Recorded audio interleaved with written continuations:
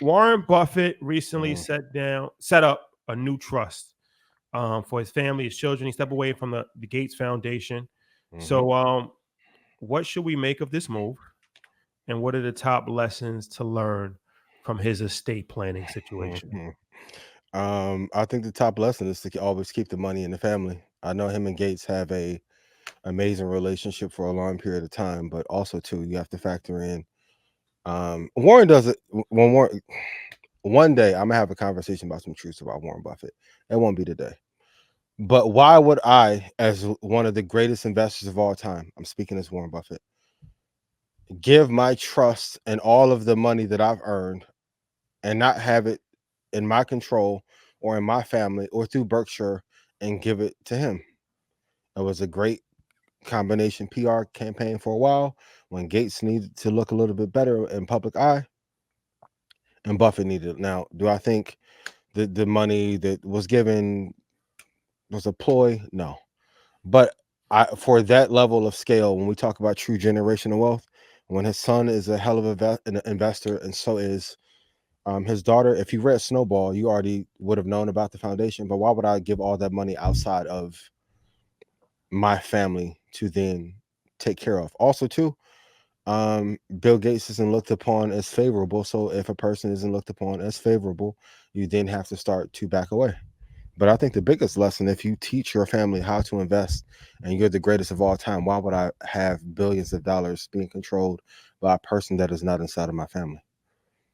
Yeah, the number is pretty astounding when we're talking about the money that's been allocated to the Gates Foundation. They started the donations in 2006, Hmm. and since that date, he stepped down in 2021. His quote was like he's been an inactive board member.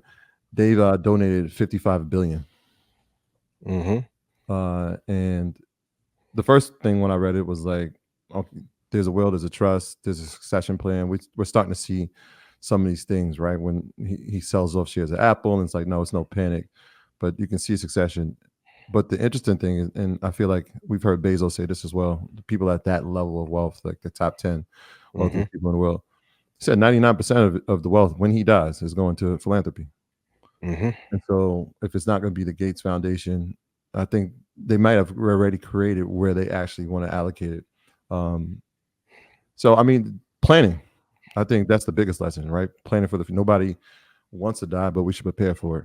Hmm. And he's taking all, I mean, he's one of the greatest of ours, if not the greatest.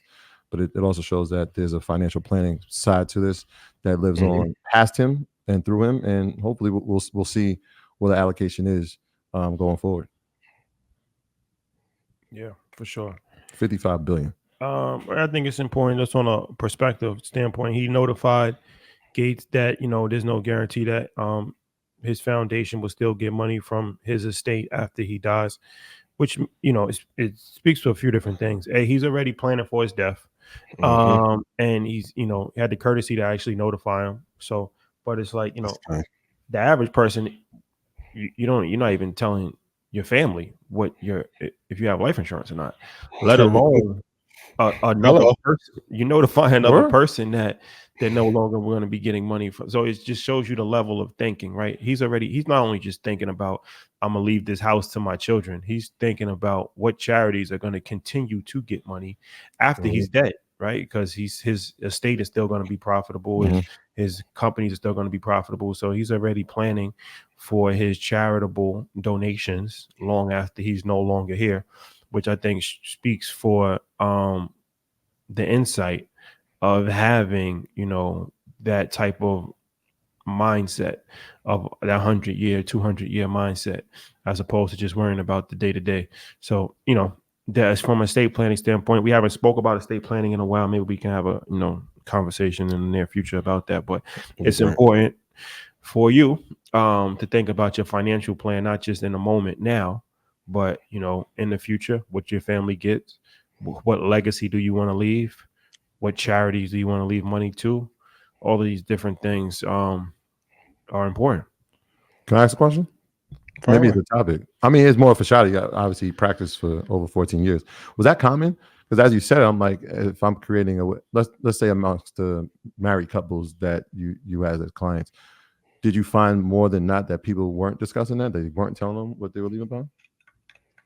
Leaving behind as far as what? As far as their trust or their will or even the life insurance policy? Well, people that I was working with, they, you know, they had communication, but I was working with people that wanted to, you know, do that, right? They were motivated, but most of the people were not my clients. So the people that I was working with definitely, you know, had beneficiary handbook where they actually listed everything that they had, and they made sure that their people, because another thing is like you got to let somebody know. You can put all this stuff in place, and then if you're the only one that knows it, then it's really what good is that? When you die, it's like you're burying the key with you. So you got to have somebody that knows everything that you put in place, whether it's an attorney, whether it's your spouse, whether it's your family, whatever. So that's part of the planning process as well. So the people that I had, but you know, I know that the vast majority of people have not done estate planning.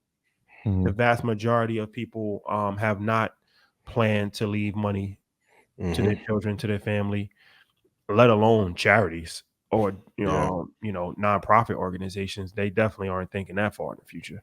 So and then company planning as well, you know, as far as making sure that the company is in place.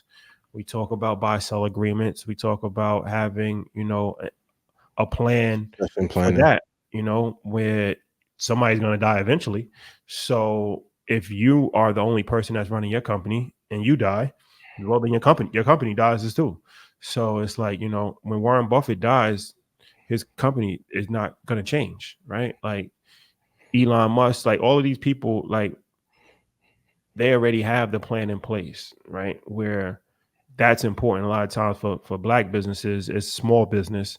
And if somebody dies, then the business dies as well. And that hurts generational wealth because it's like it takes so long to get a operational company up and running. That could take a whole lifetime within itself. And then when you die, now that's gone. Now they got to start from the beginning to start another company. Like that's almost just as bad as not having life insurance. Like, you know, there's no plan in place to make sure the company continues. Then it's not going to be worth anything. So yeah, definitely you got to think about your death, because unless they figure out how to make humans live forever, which that may potentially happen. That's on the table. Everybody, as of 2024, everybody's going to die eventually. That's the current state that we're in right now. So knowing that you're going to die, you got a plan. Got a plan for your death.